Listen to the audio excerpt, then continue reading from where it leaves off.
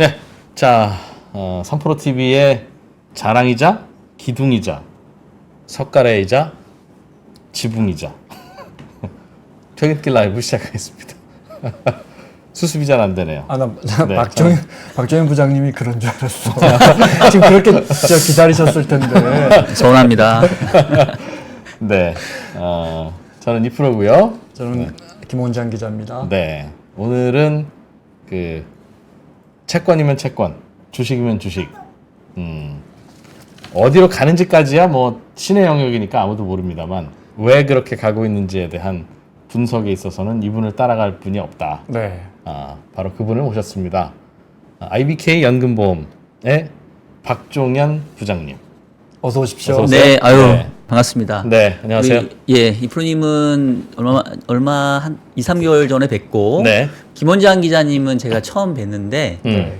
그 삼촌 경제학 뭐 하시더라고요. 네. 그래서 제가 오늘 네. 좀 벼르고 나왔던 게 제가 진정한 삼촌입니다. 왜요? 제가 친족하만 15명이에요.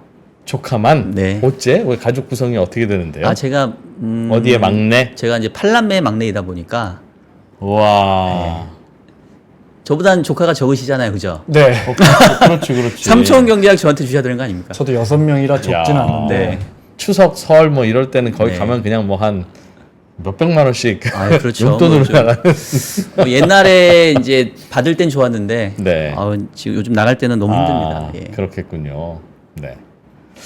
자, 이런 얘기만 하고 살면 우리 얼마나 재밌겠습니까만은 또. 저걸 먼저 여쭤봐야 할 것 같아요. TV 토론 이후에 네. 트럼프 후보하고 바이든 후보하고 미국 금융시장이 좀 움직인 게 있어요? 그러니까 사실 이제 오늘 이제 방송 이렇게 잡히고 무슨 네. 얘기 해야 될까? 왜냐면 그 전까지는 되게 좀 평안했거든요. 왜냐면 6월 달에 이제 가장 우리가 계속 고민했던 게 올해 미국이 금리 인하해 주는 거 맞아?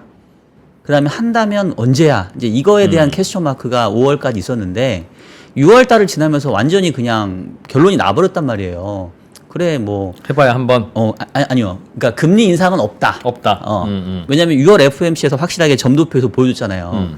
12명의 점을 찍은 위원들이 어느 누구도 금리 인상 쪽에 찍지 않았고 비록 점도표는 한 번 인하로 바뀌었지만 파월 의장이 그 기자간담회를 통해서 그거 너무 신경 쓰지 마라. 뭐 2번 인하도 나는 가능하다고 본다. 이제 이래 보니까 그냥 시장은 그냥 이제 금리 인하는 기정사실이네. 그럼 뭐 나쁠 게 뭐 있냐. 그래서 에브리띵 랠리가 이제 펼쳐졌었던 게 이제 6월이었단 말이에요. 그래서 뭐 딱히 별로 리스크가 안 보이는 시장이었는데 그 와중에 이제 지난주 금요일 날 바이든하고 트럼프의 첫 번째 토론이 있었는데 뭐 설마 뭐 첫 번째 토론이니까 조금 뭔가 이렇게 좀 치열한 긴장감 좀 엎치락 뒤치락 하지 않겠나라는 생각을 했었는데 예. 그냥 뭐 다 아시는 것처럼 그냥 바이든 안 되겠다. 그냥 뭐 이미 승부는 기울은 것 같다. 네. 이제 이렇게 좀 결정이 나버린 것 같고 그러면서 지금 금융시장이 벌써부터 미국의 11월 대선을 땡겨서 반영하는 시장으로 이미 가버린 것 같아요. 그래서 저는 이제 대선 전국이 좀 빨리 시작됐다라는 생각이 들고 특히나 그 중에서 좀 민감하게 좀 반응하는 게 미국채 금리가 아닌가 이런 생각을 좀 하고 있어요. 어떻게 변했어요? 그 토론 전후로? 금리가 좀 올랐다면서요? 그렇죠. 금리가 많이 올랐죠. 왜냐하면 앞서 얘기했던 것처럼 6월 FOMC를 지나면서 이제 미 연준이 금리 인하 해주는 거는 기정사실로 생각하고 있었고 그래서 그 전만 하더라도 미국채 10년이 4.2% 정도 수준까지 예. 고점 대비로는 거의 한 50bp 내려왔단 말이에요. 그럼 사실상 이제 시장이 체감적으로 느끼는 거는 거의 한두 번 정도 금리 인하를 한 것처럼 예. 이른바 이제 풍부한 유동성 환경을 만들어줬는데 지금 그 토론 이후에 금요일장, 그 다음에 월요일장만 해서 미국 10년짜리 금리가 다시 4.5 정도로.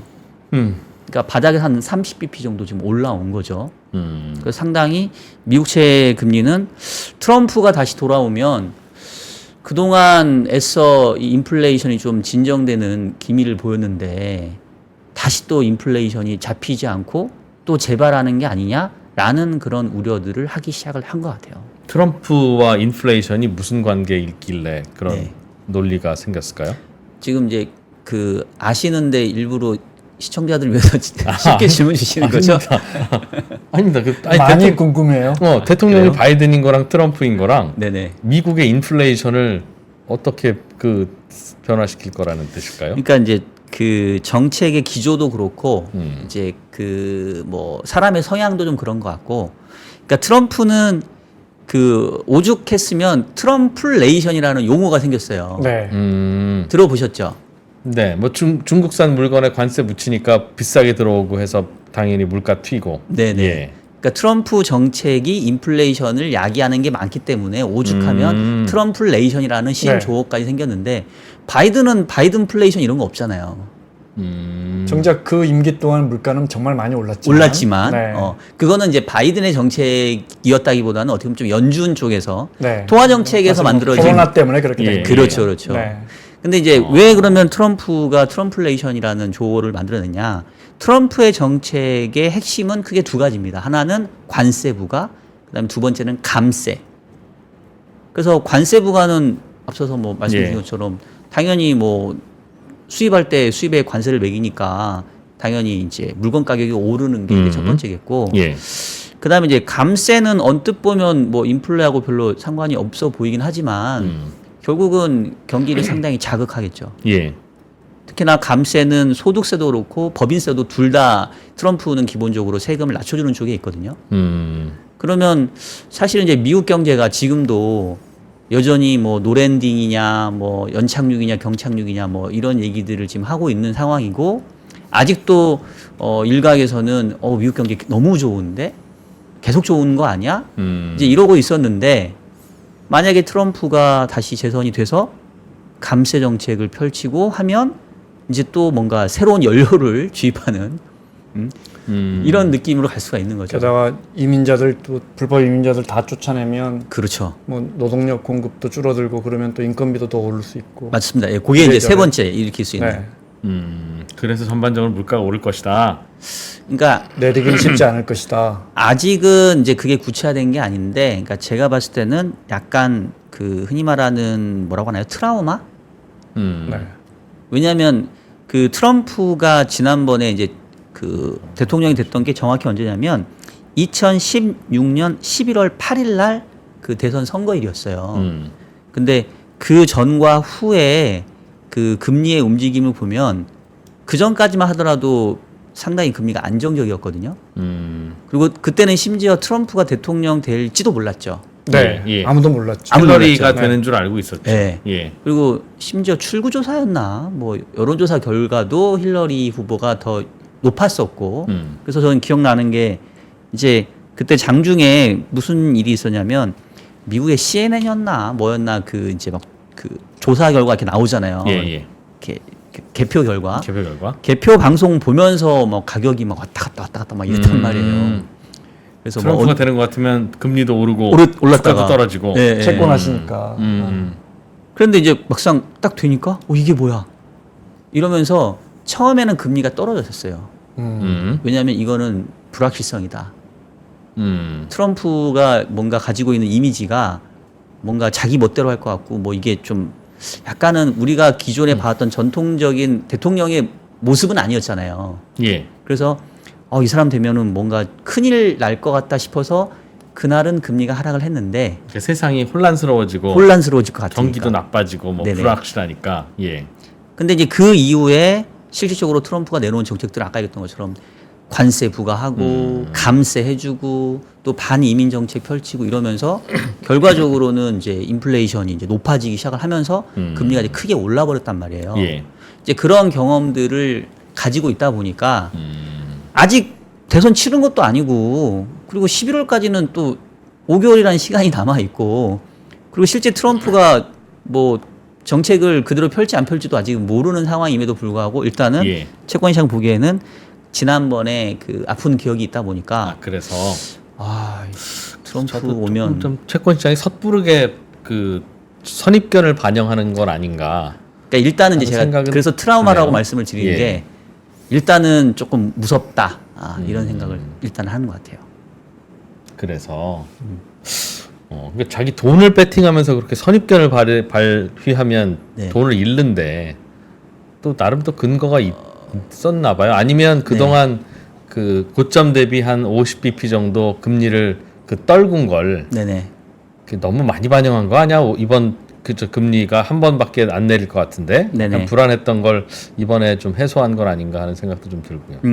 그렇죠. 근데 이제 지금 저희가 서두에 이제 왜 미국 금리를 얘기를 하냐면은 이게 단순히 채권 시장에만 영향을 주는 게 아니라 결과적으로 올해의 그 상반기에 주식시장이 좋았던 이유 중에도 하나도 결국 연준의 금리 인하에 기대어서 왔잖아요. 예. 그러니까 통화 정책이 그동안의 긴축 사이클을 끝내고 이제는 완화 사이클로 갈 거다라는 기대를 깔고 왔기 때문에 만약에 그 기대가 바뀌거나 뭔가 좀 달라지면 그게 주식시장에도 영향을 줄 수 있거든요. 그래서 이제 미국 금리가 상당히 저는 중요하다고 보는 거고 지금 이제 이프로님께서 얘기하시기를 뭐 너무 섣부르게 배팅한 거 아니냐 이제 이런 말씀 주셨는데 그 섣부른 배팅보다는 이제 그런 거죠. 미국의 현재 기준금리는 5.5잖아요. 예. 근데 현재 미국채 10년짜리 금리는 트럼프 토론 이전에는 4.2까지 떨어졌단 말이에요. 예. 그러니까 그 얘기인 즉슨 내년 말까지 미 연준이 현재 5.5%인 기준금리를 한 4%로 150bp 정도 낮추지 않겠어? 라는 거를 이미 선반영한 거란 말이에요. 그렇겠죠. 근데 트럼프가 대통령이 돼? 그러면 뭐 올해는 한두 번 정도는 금리 인하를 할 수 있겠지. 너무 높으니까 현재 예, 기준금리가. 예. 근데 과연 내년도에도 금리 인하가 이루어질 수 있는 환경일까? 트럼프가 되고 난 다음에. 되고 난 다음에 오히려 한두 번 짧게 금리 인하한 다음에 어쩌면 다시 금리를 인상해야 되는 인플레이션 환경으로 또 가버릴 수 있는 거 아니야? 라는 우려들을 장기 채권 금리는 할 수 있죠.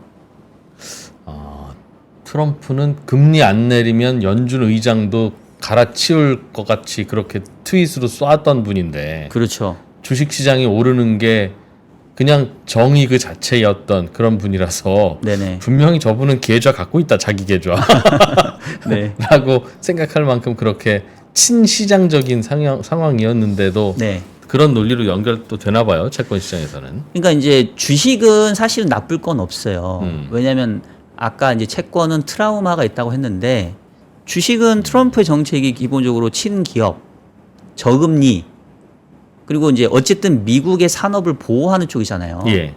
뭐 미국 기업 입장에서는 트럼프의 정책이 나쁠 건 없죠. 그리고 실제로 2016년도 11월 이후에 트럼프 기간 그 재임 기간 동안 주가 많이 올랐으니까 그래서 주식시장에서는 지금 그렇게 크게 심각하게 생각을 안 하는데 채권 시장은 아까 얘기했던 것처럼 좀 트라우마가 있는 부분이 있다라는 거 하나. 그 다음에 결국은 이게 기준금리를 인하하는 것도 채권 시장 입장에서는 그 장점 단점 이게 좀 악재와 호재가 서로 교차되는 부분이 있어요. 그러니까 기준금리를 낮춘다는 거는 전반적인 금리 레벨을 낮춰주니까 당연히 이제 시장 금리에는 하락 요인이긴 한데 아까 얘기했던 것처럼 인플레이션이 잡히지 않는 환경에서 금리를 낮춰준다? 그러면 기준금리의 영향력이 작용하는 단기 쪽 금리는 영향을 안 받겠지만 기준금리보다는 인플레이션의 영향력이 더 크게 작용하는 장기금리에는 이거는 재앙 같은 현상이거든요. 그래서 과거에 보면 오히려 기준금리가 인하될 때 장기금리가 올라요. 그런 경우가 많아요.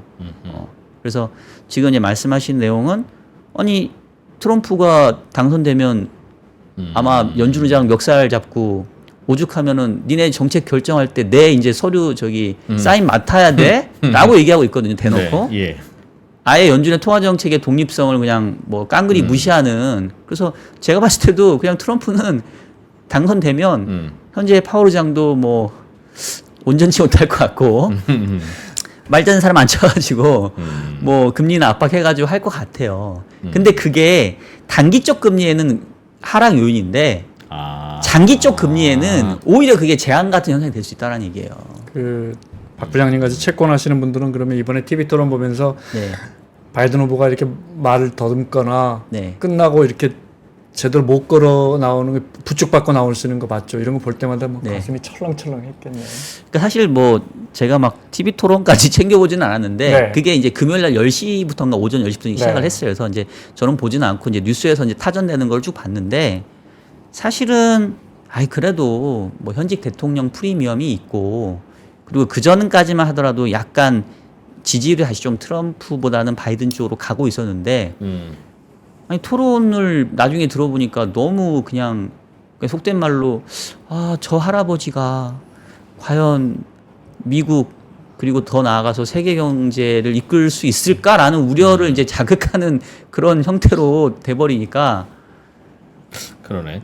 모두가 당황한 것 같아요. 제가 봤을 때. 근데 이렇게 연준 의장 멱살 잡고 금리 내리는 건 트럼프 입장에서는 쉬울 텐데 네, 진짜 이제 트럼프를 많이 기울었으니까 네, 뭐질 바이든 여사가 뭐 가족들 모임에서 뭐 후보 바꾼다 뭐 이런 이야기도 좀 있다가 오늘 아침 기사 보니까 이제 뭐 이대로 쭉 가나 봐요. 그러면 이제 트럼프 가능성이 뭐 트럼프가 될 가능성이 좀 더 높으니까 거기 가정해 보고요. 네, 일단 우리가 제일 우려하는 것 중에 하나는 진짜로 뭐 보편 관세인가 10%인가 때리고 중국한테 60% 때리면 물론 협상하겠지만 네. 진짜 이런 시장이 가능할까? 미국 시장이 버틸까? 저는 소비자 물가 올라가는 것 전에 네, 한 이런 거 다 오를 텐데 미국 시장이 버틸까? 네, 진짜 그런 시나리오를 우리가 어디까지 믿어야 할까?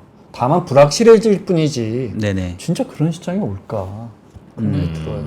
그러니까 지금 좋은 포인트를 지적하신 것 같은데 지금 모르잖아요. 우리가 그러니까요. 지금 그런 세상이 올지 안 올지 모르잖아요. 우리는 그래서 관세 올라져서 소비자 물가 수입 물가 올라가고 소비자 물가 올라갈 거야 하는데 어느 날 갑자기 트럼프가 연준 의장 불러다가 금리 내려, 네. 100bp 내려. 네. 뭐 트럼프는 뭐든 할 수 있단 말이에요. 그렇죠. 네. 예. 그래서 이제 저도 아까 얘기했던 게 주식시장 입장에서는 사실은 그렇게 최근에 크게 동요하지 않는 이유가 뭐 트럼프의 정책은 기본적으로 미국 알아서 기업에 올려놓겠지. 나쁠 거 없다. 친기업이니까 주가 올라갈 때까지 정책을 내놔. 그럴 수 있으니까. 그래서 이제 주식시장은 좀 이렇게 상대적으로 긴장을 안 하는 것 같은데, 근데 제가 왜 이제 앞에 미국 금리를 계속 쭉 얘기했냐면 2016년도하고 지금하고 뭐가 다르냐면 물가 환경이 달라요. 그래서 지금 하는 얘기예요, 지금. 물가 환경이. 네. 그때는 제가 이제 기록을 찾아보니까 2016년도에 미국의 소비자 물가 상승률이 대략 얼마였냐면 아까 제가 찾아봤는데 그때 물가 안 올라서 걱정이었죠. 그랬죠. 예. 하여튼 2% 이하였어요. 네. 물가 올릴 때까지 하여튼 금리 내린다고 그랬었죠. 그때. 그러니까 그때는 이른바 디플레이션에 대한 우려가 이제 한참 있을 때니까 물가가 안 올라서 걱정이지 물가가 오를까 걱정을 한 그런 상황이 아니었죠. 예. 그리고 그때는 그 미국채 10년짜리 금리가 역시 2% 이하였습니다. 절대 저금리 상황. 네. 그러니까 절대 저물가, 절대 저금리 상황이니까 여기서 뭐 물가가 오른다 한들, 그리고 여기서 금리가 오른다 한들, 뭐 2% 금리가 올라야 3%, 2%, 3%. 네. 라임이 좀 많네요.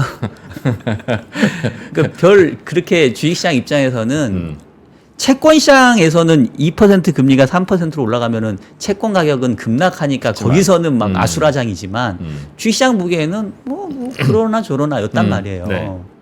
근데 지금은 미국의 인플레이션 떨어지긴 했지만 3% 초중반. 여전히 연준의 물가 타겟을 한참 웃돌고 있죠. 그리고 미국채 10년 금리 현재 4.5% 정도. 네. 그러니까 그때보다는 물가도 높고 금리도 높아요. 근데 밸류에이션을 보게 되면 어느덧 다시 최근에 미국 주가가 많이 올랐잖아요. S&P 500 기준으로 포워드 PR이 12개월 포워드 기준으로 한 22배 정도. 그럼 우리가 이제 뭐 주식 뭐 우리 3% 이 시청자분들도 이제 어느 정도 수준 되시니까 뭐 일드갭 이런 건 제가 굳이 설명 안 해도 아시잖아요. 채권과 주식의 기대 수익률을 비교할 수 있는 게 일드갭이니까. 그래서 PR의 역수가 일종의 기대 수익률인데 PR이 22배라는 얘기는 이거 역산해 보면은 5%가 안 되거든요. 네. 근데 미 국채는 10년짜리가 4.5지만 2년짜리는 5%가 또 넘어요. 그러면 미국채는 위험이 없고 그냥 몇 개만 놓으면 무조건 5% 수익을 확정해 주는 거고 미국 주식 S&P 500을 기준으로 한다면 얘는 오를 수도 있고 내릴 수도 있어서 평균 기대 수익률이 5%인 거랑 그럼 뭐 하겠냐는 거죠. 채권해야 한다. 국채 사야죠. 그러니까 국채의 메리트가 높아지는 거죠. 그죠? 그러니까 이제 우리 워런 버핏 할아버지는 최근에 보면은 에셋 그 포트폴리오 사진 보게 되면 계속 그분이 지금 6개월, 1년짜리 국채만 사요 요즘에. 예. 왜냐하면 나 마땅히 살 주식을 못 찾겠다. 음. 그냥 국채에 맡겨놓으면 5% 주는데 내가 왜 리스크 테이킹을 하냐. 물론 그보다 더 높은 상승률이 나올 기업들이 분명히 있겠죠. 근데 이제 그거를 찾는 게 또 어려운 게 있으니까. 네. 그래서 제가 지금 말씀드리고 싶은 건 뭐냐면 기본적인 트럼프의 정책은 친기업이고 주식시장에는 유리한 거는 맞습니다. 예. 과거에도 그랬고.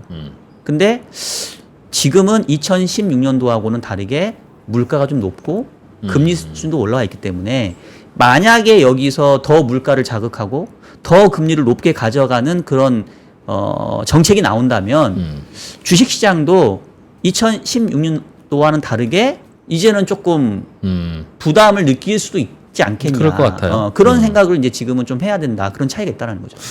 그래서 저도 그거 어련히 트럼프가 다 알아서 네. 다 그 정도는 조절하지 않고 지금 그때야 물가가 안 올랐으니까 중국 물건에 관세 붙여라고 하더라도 네. 다 감안했을 텐데 평생을 장사하고 투자한 사람이잖아요. 그렇죠. 그리고 주식시장 오르는 게 자기한테 항상 절대적으로 유리하다고 생각하는 사람인데 그거 모르고 물가 오르는데 관세 붙이고 그래서 결국 그럴까? 그거에 베팅했다는 게 네. 채권 시장에서 그래서 야 뭔가 내가 생각을 뭐 잘못하고 있는 게 뭐 있겠지라는 생각으로 자꾸 여쭤본 겁니다. 그러니까 이제 채권 시장이 베팅했다기보다 채권 시장은 그렇게 좀 반응을? 두려워서 조금 포지션을 줄인 거죠. 근데 이제 왜 이게 베팅이라는 표현에 제가 자꾸 이렇게 약간 부연 설명을 드리냐면 네. 또 그때와 다른 환경은 뭐냐면 지금은 미국의 재정 적자가 그때보다 더 심해졌어요. 재정 적자가 심하다는 얘기는 두 가지 의미가 있어요. 첫 번째는 이자 부담이 만만치 않아졌다. 예. 그 자체로. 그러면 이자를 내려면 돈이 있어야 되잖아요. 네. 그러면 그 이자를 내기 위해서 또 국채를 발행해요. 약간 악순환으로 가는 거죠. 네. 그리고 아까 트럼프의 정책을 얘기했는데 감세 정책을 했잖아요. 그러면 세금이 들거친다는 얘기인데 미국 정부의 씀씀이는 그대로일 거잖아요. 예. 그러면 필요한 돈은 또 어디서 가져올 거예요? 또 국채 찍어야죠. 국채 찍어야 되죠. 그래서 아. 수급상으로 이 국채의 발행이 계속 늘어난 거다. 예. 가뜩이나 지금 바이든 행정부도 만만치 않아요. 왜냐하면 그렇지. 트럼프뿐만 아니라 바이든도 이 코로나를 겪으면서 미국의 재정 적자 비율이 엄청 높아졌어요. 미국도 지금 어느새 GDP 대비 국가 부채가 100%를 넘어갔을 거예요. 네. 근데 여기다 대고 이제 계속 국채를 찍어내는 거죠. 아. 그럼 또 이제 금리는 또 올라가는 거고. 그러면 이제 올라간- 채권을 사야 되는 사람 입장에서는 이 프로님이 만약에 채권 매니저예요. 네. PD라고 하는 프라이머리 딜러라고 하는 그 매니저가 있어요. 이 사람들은 의무가 뭐냐면 내가 무조건 미국도 그렇고 한국도 그렇고 국채 도매상이죠. 정부가 국채를 발행을 하면 우리는 사줘야 돼. 그게 의무예요. 그거를 미션으로 한 사람이에요. 왜냐하면 시장에 시장 내놨다는 조성을 해야 되니까. 근데 이번 주에도 발행 나오고 다음 주에도 발행 나오고 다음 달에 또 발행 나오고 근데 내년 가면 더 나올 것 같아. 그러면 지금 사시겠어요? 기다렸다 사시겠어요? 기다렸다 사야죠. 그러면 기다렸다 사는 사람이 많아지면 지금 금리가 현재 금리로 버틸까요? 더 오를까요? 뭐 올라가겠죠. 그렇죠. 아, 네. 그래서. 그렇죠. 그래서 베팅이라는 게 아니라는 거예요, 지금. 베팅하는 게 아니라 야, 이거 지금 사면 안 되는 거 아니야? 아, 트럼프가 돼도 결국은 국채가 더 찍혀 나오겠구나. 네. 이거 지금 굳이 내가 서둘러서 채권 사주는 게 나중에 그렇겠네요. 눈탱이 맞는 거 아니야? 자, 이런 그럼- 생각을 하는 거죠. 그럼 이제 어떻게 해요? 우리가 지금 미 국채 금리가 한 4.5, 단기채는 5.0. 우리가 상식적으로 생각하는 건 세상에 아무리 그렇다지만 이 금리가 어떻게 유지가 되냐? 그렇죠. 아니 돈 빌려갖고 5% 이자 갚으면 세상 어느 사업이 지속 가능하냐? 지금은 이제 코로나 이후에 몇 년 안 됐으니까 돈도 많이 풀리고 했으니까 버티지. 우리가 이제 이런 게 상식이잖아요. 네. 그래서 금리는 내려갈 거야 생각했는데 지금 부장님 말씀 들어보면 또 잔뜩 불확실해졌어요. 네.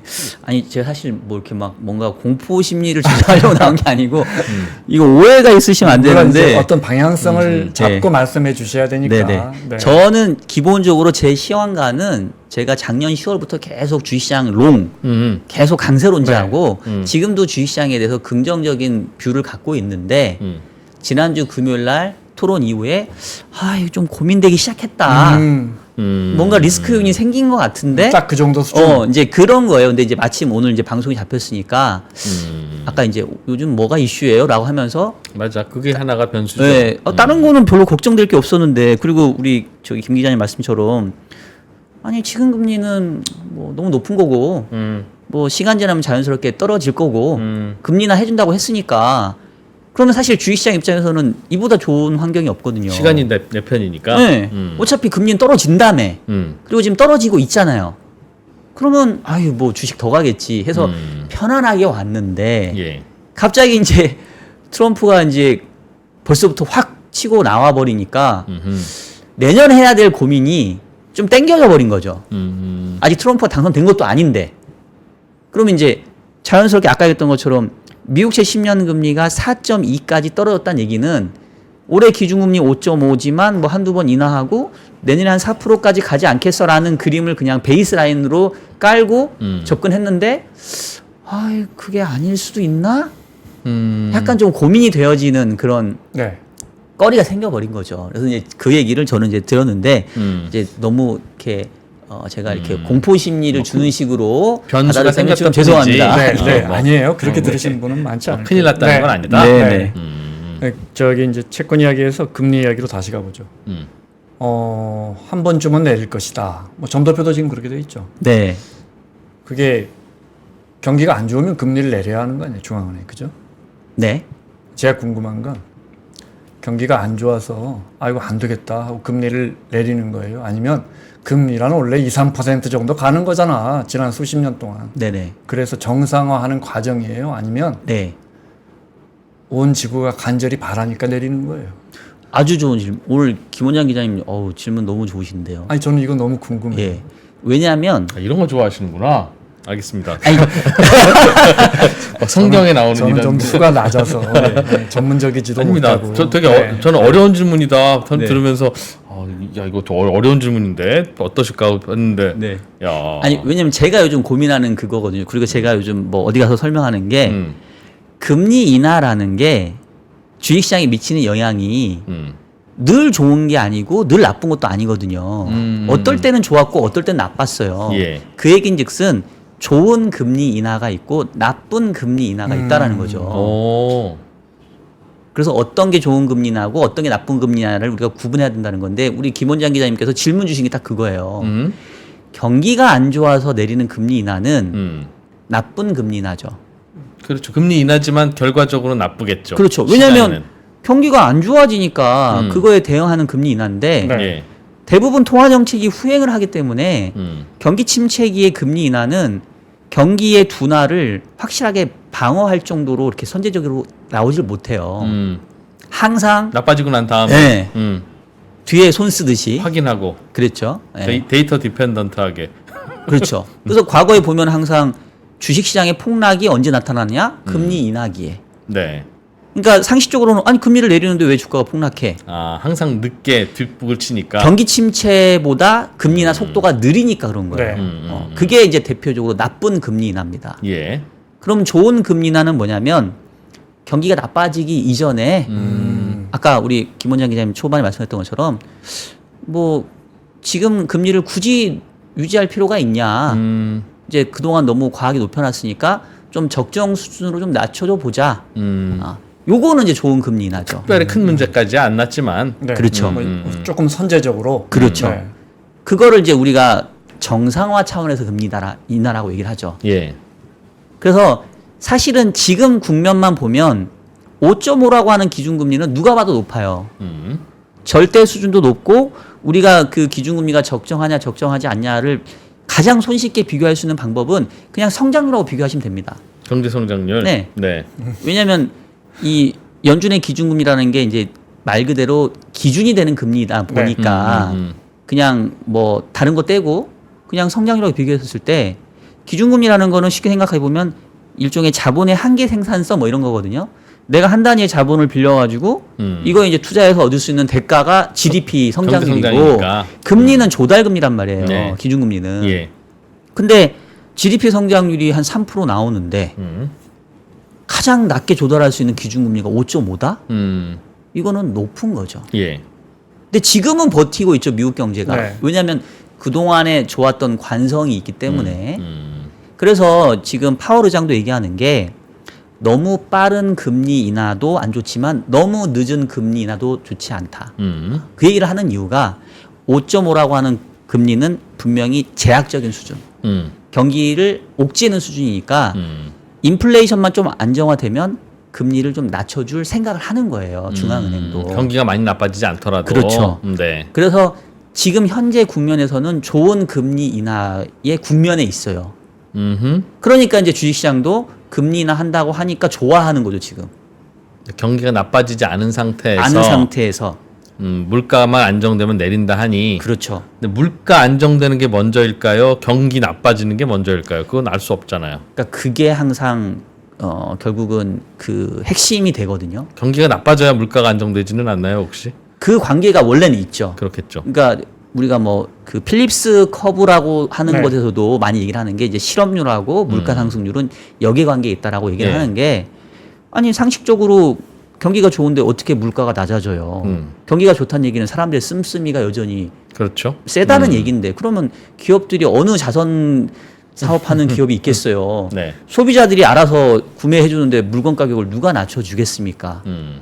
뭐 생산 가격이 확 낮아지는 뭐 혁명이 있거나 네. 원자재가 뭐 폭락해 주거나 뭐 이러면 모르겠지만 그래서 결국은 경기가 둔화돼야 이제 물가가 나빠지는 그런 트레이드 오프 관계가 있는데 다행히 최근 상황은 미국 경기가 그렇게 나빠지지는 않은데 지금 물가가 슬금슬금 내려가고 있으니까 그러면 인플레이션이 좀 끝나가고 그래서 미국 중앙은행도 너무 높은 금리를 조금 적정한 수준으로 낮춰주나 보다.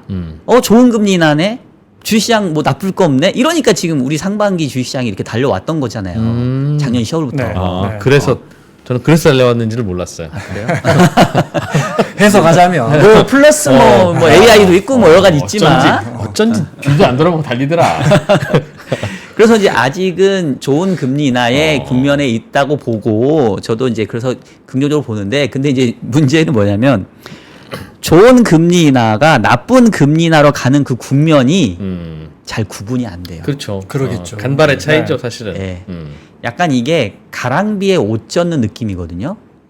오늘 비 많이 왔잖아요. 예. 이런 비는 누가 봐도 내가 졌네 큰일 났네 하잖아요. 근데 그냥 제가 아침에 출근할 때 잠깐 요 음스 버리려고 갔는데 그때는 비가 안 왔어요. 그냥 한두 방울 내렸단 말이에요. 제가 우산을 폈을까 안 폈을까요? 안 폈겠죠. 안 폈죠. 이게 그냥 뭐 할 수가 없잖아요. 근데 그게 계속 제가 그 비를 맞고 있다고 생각해 보면 어느 순간 이제 옷이 젖겠죠. 네. 이게 부지불식간이거든요. 그러니까 그런 거예요. 이게 좋은 금리나 국면이 나쁜 금리나 국면으로 가는 게 잘 구분이 안 돼요.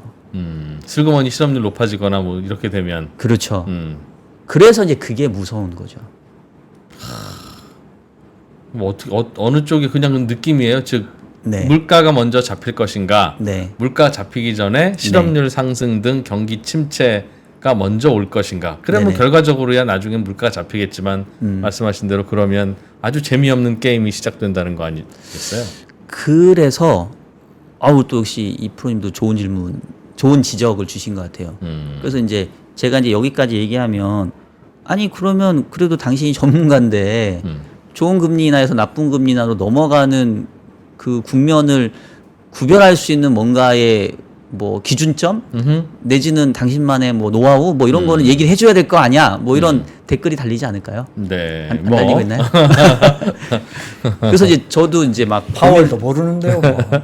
그렇죠. 예. 근데 이제 저도 운용을 하는 투자자니까 제 나름대로 내가 요걸 좀 보다가 만약에 요렇다 싶으면 요게 요렇게 바뀌면 좋은 금리나 국면에서 나쁜 금리나 국면으로 넘어가는 일종의 신호다. 변곡점으로 좀 봐야겠다라고 생각하는 오. 지표는 하나 있어요. 이야. 예. 거기 이 답이 있는 분이다. 자, 오늘은 여기까지 듣고 나머지는 저희가 별도의 유료 동영상으로 공개하도록 하겠습니다. 그럴까요? 네. 뭐 고생하셨습니다. 네, 박정현 부장님 감사합니다. 네. 그게 뭐예요? 근데 뭐 대단한 건 아닌데 너무 막 이렇게 부풀린 것 같은데 아주 심플합니다. 그러니까 결국은 그 실업률과 물가 상승률을 비교하면 되거든요. 네. 예. 실업률이 먼저 올라가면 꽝이고 그렇죠. 물가가 먼저 내려가면 다행이고. 예. 그래서 그거를 지수화시킨 게 아주 되게 심플한 지표 중에 하나 중에 경제 고통 지수라는 게 있어요.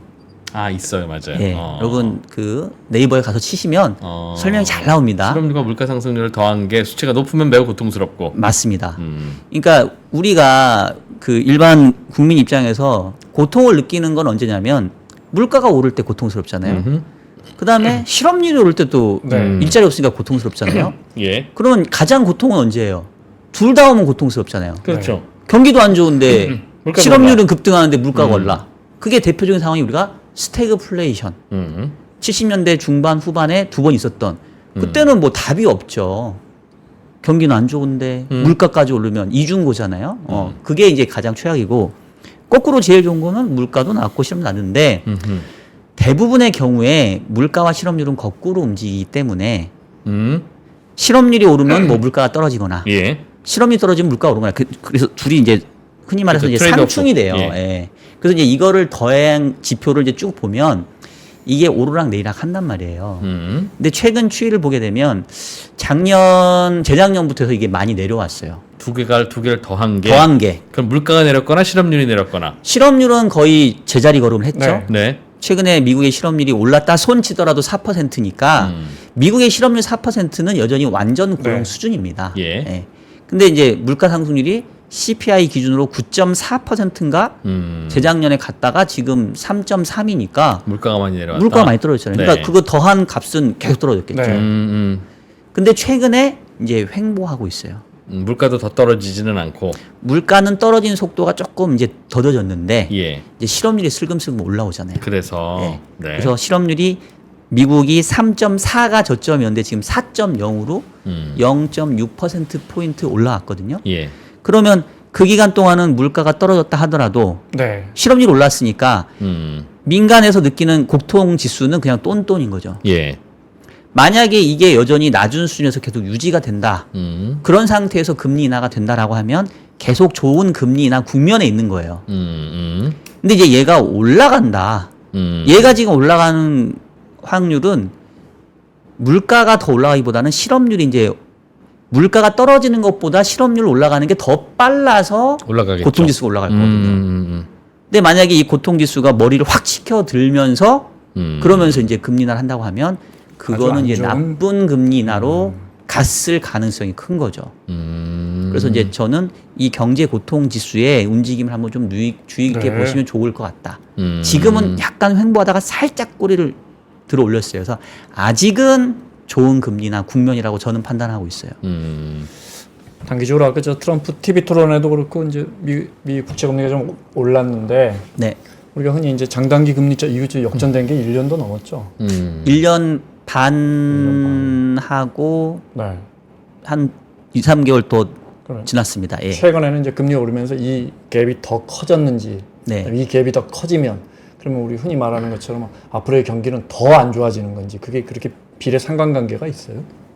네, 사실 그 장단기 금리차 얘기하면 또 어떤 분들은 아우 지겹다. 뭐 장단기 금리차가 경기 침체를 예고한다고 그 얘기 한 지가 지금 1년 반이 훨씬 지났는데 아직도 그 소리 하냐 네.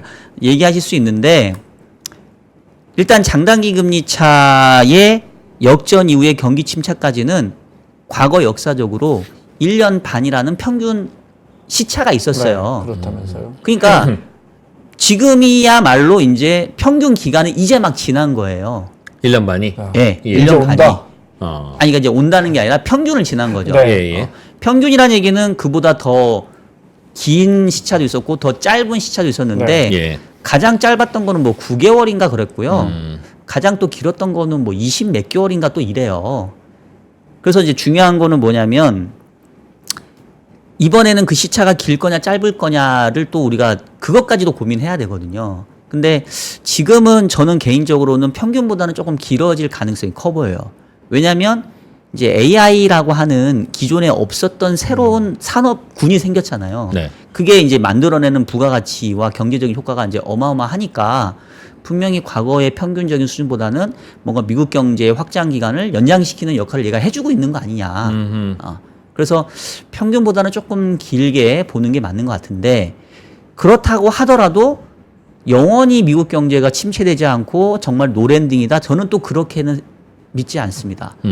아직 때가 이르지 않은 것 뿐이지 언젠가는 분명히 경기 침체는 오긴 온다.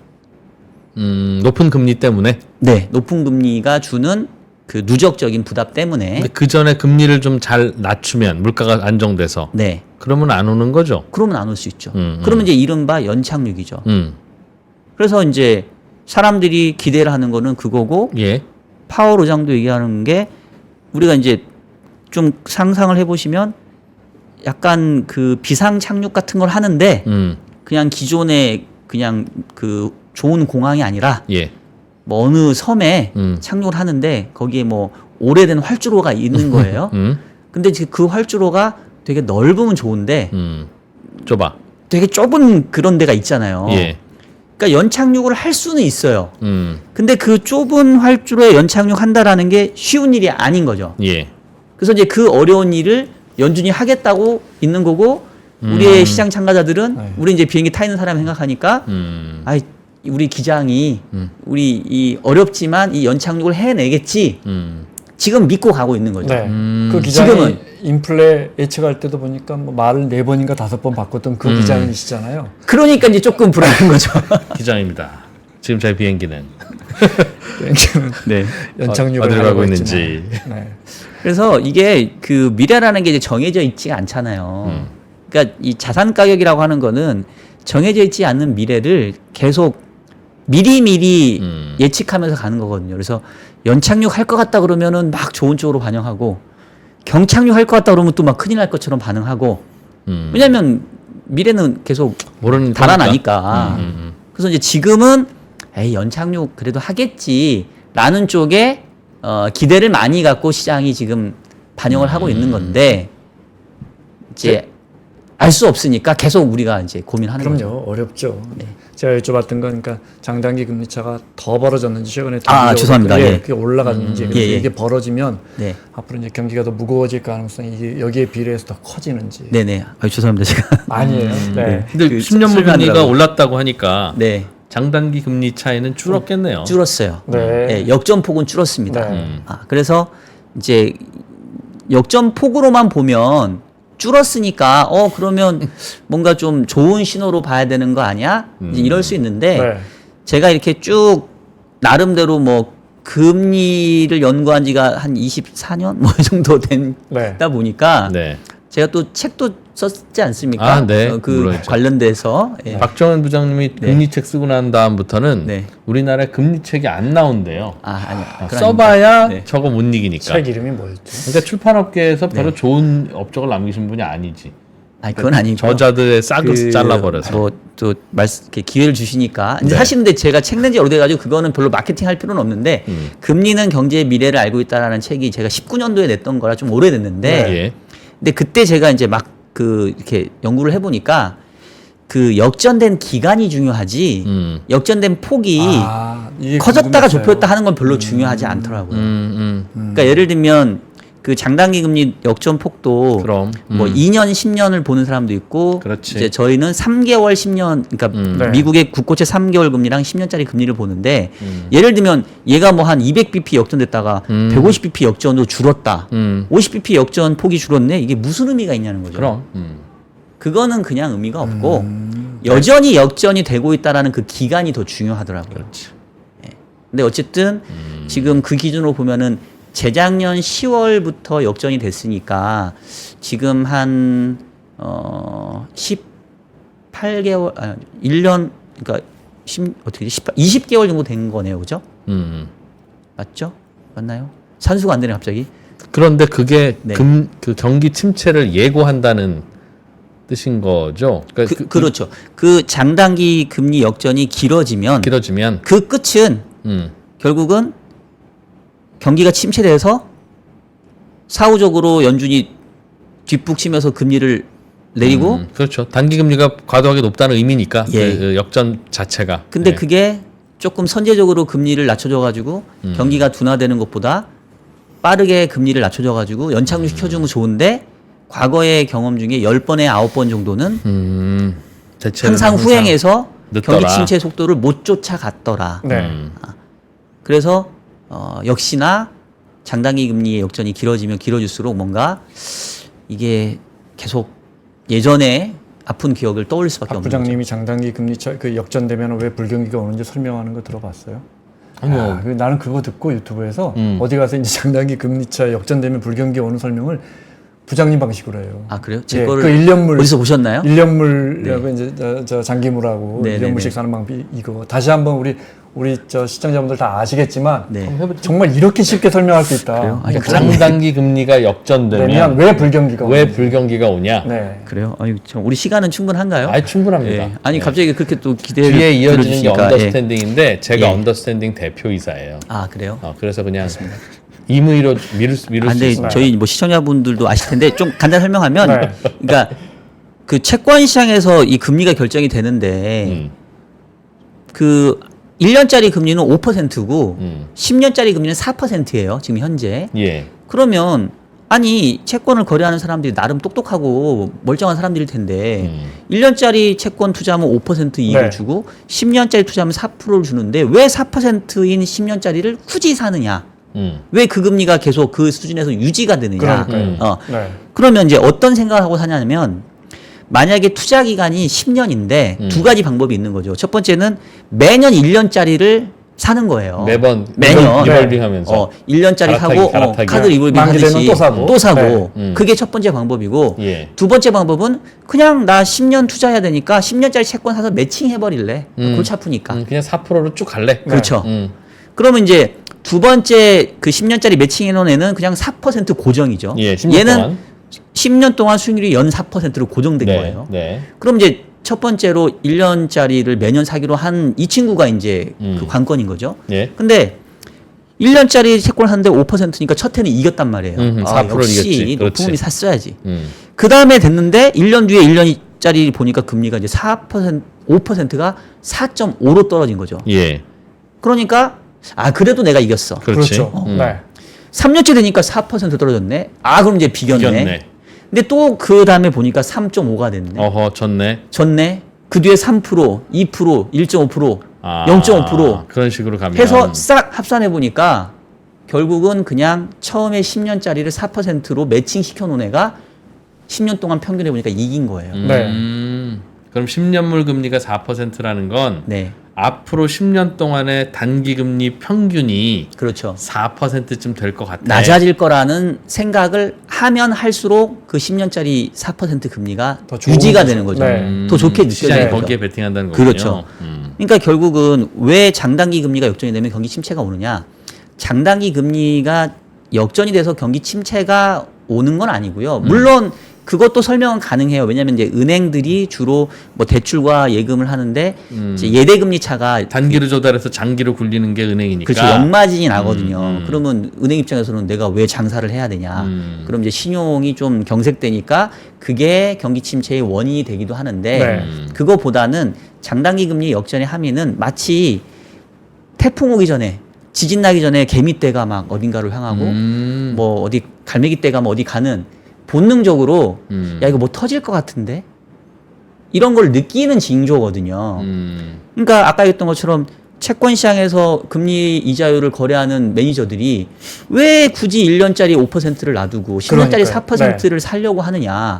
본능적으로 야 이거 금리 유지 못 돼. 이 금리대에서는 경기가 못 버틴다. 이게 내일일지 1년 뒤일지 2년 뒤일지는 몰라도 10년이라고 하면 언젠가는 분명히 경기가 못 버티고 꼬꾸라진 날이 올 거야. 네. 그럼 나는 그때는 모르겠으니 그냥 10년짜리로 맞춰놓고 갈래. 그런 생각을 하는 투자자들이 많다는 거죠. 많다는 거죠. 그리고 결과적으로는 그게 경험적으로 맞았다라는 거죠. 많이 맞더라. 많이 맞더라. 이거는 중3. 음. 중3. 많이 맞더라. 반에서 중간 정도 하는 저희 아들 고1도 이해할 수 있는 정말 쉬운 설명. 그때 유튜브 보였던 거랑 좀 설명이 비슷했습니까? 네, 네. 다행입니다. 저도 하도 다른 버전이 있어가지고 그러니까 채권을 거래하는 투자자들은 네, 웬만하면 그 느낌이 맞아. 실제로. 네, 그 집단 지성의 결과물이니까 채권 금리라는 게. 그렇죠. 그리고 아까도 했던 것처럼 대체적으로 장단기 금리가 역전돼 있는 원인은 뭐냐면 단기 금리가 과하게 높을 때 그래요. 괜히 요즘처럼. 예. 이유는 있기는 있죠. 예. 그러니까 이제 그럴 만한 이유가 있으니까 높여놓은 그렇겠죠. 거죠. 예. 근데 아까 얘기했던 것처럼 미국 성장률이 끼케야 3% 수준밖에 네. 안 되는데 기준금리가 5.5라는 거는 이거는 사실은 유지되기가 어려운 금리인 거죠. 그래서 이제 아이 그래 누가 봐도 향후에 금리는 떨어지겠지. 이게 이제 정상적인 건데 근데 이제 뭐가 자꾸 저는 이제 그러냐면 샤워실의 바보들이라는 네. 그 아시죠 표현. 예. 중앙은행에 있는 통화정책 담당자를 샤워실의 바보들이라고 우리가 비웃는단 말이에요. 왜냐면 이게 샤워하러 갔는데 촥 트니까 차가운 물이 확 나오니까 차가워 했다가 또 뜨거운 물 맞추려고 확 트니까 이번엔 뜨거운 물 확 나오고 바보처럼 왔다 갔다 하면서 이제 몇 번의 시행착오를 거치고 난 다음에야 비로소 물 온도를 맞추는 게 바로 이 샤워실의 네. 바보들의 그 내용인데 마치 이런 것 같다는 거죠. 왜냐하면 통화정책이라는 거는 항공모함과도 같은 거예요. 그래서 정교하고 싶지만 정교하기가 힘들어 솔직히. 통화정책의 기조라는 게 금리 인상 기조, 금리 인하 기조를 바꾸는 게 이 항공모함을 이렇게 바꾸는 건데 그게 경기에 이렇게 적시에 바꿀 수 있을까요? 하다 보면 조금씩은 쉽지 안 않다라는 맞아. 거예요. 그렇죠. 그러니까 예. 구조적으로 쉽지 않은 부분이 있고 그다음에 두 번째는 기본적으로 이게 뭔가 그 징후나 이런 것들은 나타나는데 시간이 필요해요. 그러니까 뭔가 지금 벌써 고금리에 따른 누적된 부담이 어느 약한 고리에선가는 나타나고 있을 수 있는데 우리 눈에 안 띄고 있죠. 안 보이죠. 왜냐하면 경제가 당장은 좋고 주식시장이 좋고 뭐 그러니까 그냥 그게 눈에 잘 안 보인단 말이에요. 그럼. 근데 그게 눈에 잘 보이지도 않는데 선제적으로 움직인다? 그러면 이제 어떤 비판이 나오냐면 야 그러면 또 물가가 아직 안정화가 안 됐는데 또 물가를 자극할 수 있는 거 아니야? 그럼 또 네. 우려가 나올 거 아니에요. 지금의 딱 그 모습이거든요. 그러니까 이게 선제적으로 한다는 게 말처럼 쉬운 게 아니에요. 그러니까 먼저 지금 파월이 금리를 내리면 네. 느낌 싸한데 불경기 곧 올 것 같아. 지금쯤 내려줘야 연착륙이 되지. 늦으면 안 돼라는 느낌으로 해도 네. 야, 너 이러다 물가 오르면 너 책임질 수 있어? 그렇죠. 너 뭐야? 왜 그래? 이제 이거가 두려워서. 그러니까 그 타이밍을 정확하게 맞추기가 그것도 있고 이제 쉽지가 않다는 거죠. 반대로 갈 수도 있는 거잖아요. 그렇죠. 사실은 이제 이 모닥불을 잘 지펴야 되는데 이 샤워실의 바보들이 지금까지 보면 늘 너무 갑자기 확 불타오르거나 네. 이거 끄다가 또 불 꺼트리거나 늘 그래 왔잖아요. 그렇죠. 근데 이게 그래서 한 9월쯤에 금리 한번 살짝 내렸는데 선제적으로 대응하려고 알고 봤더니 정말 뜨겁게 경기가 살고 있어가지고 게다가 지금 뭐 사실 AI 비롯해서 빅테크 업체들 실적이 여전히 너무 좋고 실적으로 네네. 증명이 되고 있고 뭐 우리 기업들도 그렇고 다 미국으로 가서 공장 짓는다 그렇고 뭐 이런 게 맞물려가지고 갑자기 확 번져버릴 수도 있는 거잖아요. 그렇죠. 그렇죠? 그 대표적인 게 최근에 캐나다가 그래요. 캐나다 금리 한번 내렸죠. 예, 금리를 내쳤는데 그 다음 달에 물가가 확 올라버린 거예요. 그러니까 이제 막 큰일 났네. 이거 잘못 내렸나? 그러니까 이게 참 되게 예쁘게 경기가 둔화되기 전에 물가가 잡히고 이렇게 뭔가 딱 분절이 되면 좋은데 이게 연결돼 있다 보니까 막 섞인다는 거죠. 두 마리 토끼를 동시에 잡는다라는 거는 진짜 너무 어려운 거죠. 그러니까요. 예. 네.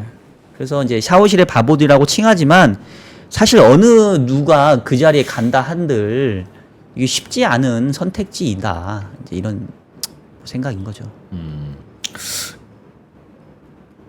오늘 너무 안 좋은 얘기만 했나? 아닙니다. 이거 이런 얘기를 제목을 통해서 너무 부정적으로 달아주시면 안 됩니다. 저는 일단은 네. 좋은 금리나 국면에 있다. 네. 여전히 여전히 저의 채권을 의견은 사는 그렇습니다. 건 매력적이다. 채권도 그렇고 주식도 그렇고. 네. 우리나라 국민들이 채권에 들어가 있는 40조 원이 넘는다고요? 다 ETF 잔액으로는 아니에요? 훨씬 많습니다. 네. 올해만 24조 정도 샀으니까 작년에는 잔액은 거의 얼마나 돼요? 잔액은 글쎄요. 제가 잘못 들었구나. 술자리에서 들은 잔액은 거라. 훨씬 커요. 한 거의 7, 80조 되지 않을까 싶은데요. 잔액으로는. 주로 ETF고. 아니요, 그냥 알채권만. 진짜로요? 예. 작년에 네. 거의 한 35조인가 샀고 올해 이 속도면은 거의 한 40조, 50조 정도 네. 살 것 같고 최근 3년 동안 많이 샀으니까 거의 한 7, 80조 정도 되지 않을까 싶습니다. 미국 채권을요? 아니요. 아, 국내 채권. 국내 채권을. 예, 예. 그거야 뭐 채권 발행 잔액 그 숫자를 말씀해 주시는 거죠? 아니 외국인 거기서 아니 외국인 개인들이 음. 개인 투자자들이 국내 채권을 직접적으로 산 개인 명의로. 보유 잔고가 최근 3년 동안 급증했습니다. 그걸 살 때 늘 나오는 말이 네. 가장 간단한 말이잖아요. 이 금리가 계속 가겠니? 네. 이거잖아요. 그죠? 그래서 우리 국민들이 지금 한 70조를 채권에 담근 거잖아요. 네. 금리 내려갈 길 바라고 예상하고. 그럼 올 초에는 그래도 좀 내려왔고, 네. 그죠? 잘 내려오다가 지금 이제 말씀하신 것처럼 트럼프라는 변수가 있고 또 여러 변수들이 있으니까. 근데 저는 그 경기 침체와 물가 상승 네. 이거가 그 물가가 어디서 오르나 보면 대개는 수입 좋은 분들의 지출에서 오잖아요.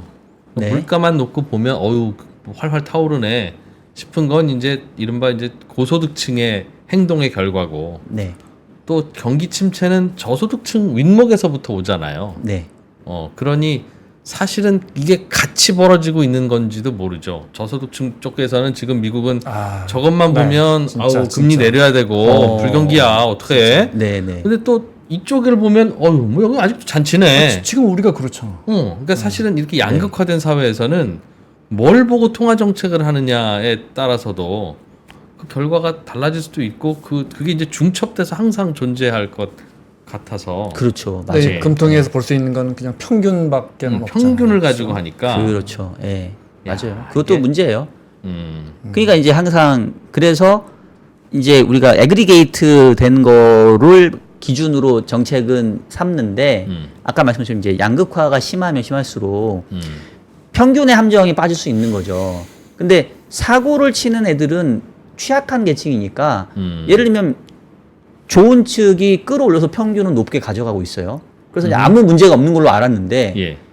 하위 계층은 너무 막 죽어나고 있었던 거죠. 음. 그럼 이제 이쪽에서 사고가 터지면 이게 이제 여기서만 멈추면 괜찮지만 이게 이제 확산이 되고 전염이 되면 이게 이제 뭐 큰 문제로 번지는 그런 일들이 이제 과거에도 몇 번 있었죠. 네. 그래서 이제 쉽지 않다. 그런 거를 구분해서 하기가 이제 쉽지 않다는 거고. 그래서 이제 저는 이제 마무리를 곧 해야 될 것 같아가지고. 네, 네. 그러니까 이제 투자의 관점에서는 정해져 있는 미래가 아니기 때문에 우리는 계속 그 미래를 현재에서 최우선 추정하면서 갈 수밖에 없거든요. 근데 이제 제가 지금 드리고 싶은 말씀은 지금까지는 별로 크게 리스크가 안 보였다. 그리고 여전히 좋은 금리 인하를 기대하는 국면이기 때문에 뭐 계속 위험자산, 특히 주식시장에서 어떤 긍정적인 시각을 유지해도 지금은 괜찮은 것 같다. 근데 고민하는 시간이 원래는 한 첫 번째 금리 인하 한 이후에 그다음에 이제 뭐 대선이 좀 눈앞에 다가오면 뭐 한 4, 4분기 정도 가서나 고민해도 별로 크게 네. 걱정이 안 될 것 같았는데 일단 트럼프 때문에 그 고민이 좀 빨라졌다. 그 얘기 하나. 그다음에 미국 경기 침체는 안 오는 것이 아니라 언젠간 온다. 뭐 그런 정도. 예, 자체적으로 좀 정리를 해봤습니다. 예. 침체가 오긴 올 거다. 그렇죠. 뭐 어떻게 뭐 좋기만 화무 하겠어요. 11홍 뭐 이런 거 있지 좋기만 않을까요? 하겠어요. 네. 어떻게 그러니까 이 좋기만 열기가 좀 하겠습니까? 자연스럽게 식느냐, 네. 아니면 얼어붙느냐, 아주 꽁꽁하느냐, 네. 이 차이지. 뭐 언제까지 이렇게 뜨겁겠어요? 시간 문제겠죠. 그렇죠. 그렇긴 한데 우리의 관심사는 그래서 주가는 어떻게 될 거야라고 한다면 네. 주가는 보니까 경기가 나빠도 오르고 좋아도 오르고 뭐 그럴 때도 있고 그러니까 이제 그거죠. 좋아도 떨어지고 나빠도 뭐 good is good이고 bad is good인데 네, 그런, 이제 언젠가는 bad is 정말 bad일 때가 언젠간 오겠죠. 그러니까 그때가 오기 전까지는 사실은 즐겨야 되는 게 맞아요. 그래서 제가 이제 그 구분할 수 있는 걸로 좋은 금리나 나쁜 금리나 그리고 아까 이제 경제 고통 지수 이런 것들을 말씀드린 이유가 어느 누구도 그 포인트를 정확히 짚어낼 사람은 없을 거거든요. 근데 그래도 비슷하게 크게 어긋나지 않기 위해서 다들 그래서 이제 자기만의 뭔가 그럼요. 지표들 하나 가져가시는 게 좋은데 네. 저는 그겁니다라고 이제 여러분들께 한번 공유를 드린 거고 저보다 더 좋은 지표가 있을 겁니다. 제가 알고 있는 것보다 또 훌륭하신 다른 또 패널 분들이 많이 있으시니까 또 그분들께는 또 그런 지표가 있는지 한번 또 여쭤보시는 것도 또 좋은 내용이 되지 않을까 싶습니다. 실업률이 제일 지금 민감한 지표라는 의미네요. 결국은 물가는 크게 변동하지는 않을 듯하니 그러니까 정확히 따지면 실업률의 상승 속도와 속도와 물가 상승률의 하락 속도 중에 이거를 비교를 하시면 돼요. 경제 알겠습니다. 고통 지수. 네. 투자하기 이렇게 어렵습니다. 이런 것까지 해야 되나? 어려운 세상. 그러나 또 다 이런저런 거 다 살펴가지 않으면 또 아무도 대신해 주지는 않는 투자의 세계. 부장님 설명 근데 너무 쉽고 잘 들어와요. 네. 감사합니다. 깊이도 있고요. 네. 예, 삼촌 감사합니다. 삼촌 경제학에 꼭 삼촌으로 한번 모실게요. 네, 삼촌. 네. 친조카 15명. 다만 이제 박지원 부장님 설명을 들으면 네. 그 투자를 너무 만만하게 보게 되는 부작용은 있어요. 이게 뭐 그냥 쉽게 설명하기가 쉬운 거죠, 여러분. 쉬운 거 아닙니다. 네. 고맙습니다. 네, 감사합니다. 이렇게 연금보험의 박종현 부장이었습니다. 수고하셨습니다. 박근영, 이선영, 사경인, 염승환 투자 마스터들의 세심한 케어로 건강한 투자 습관을 만드세요. 3프로 멤버십 3프로 앱에서 확인하세요.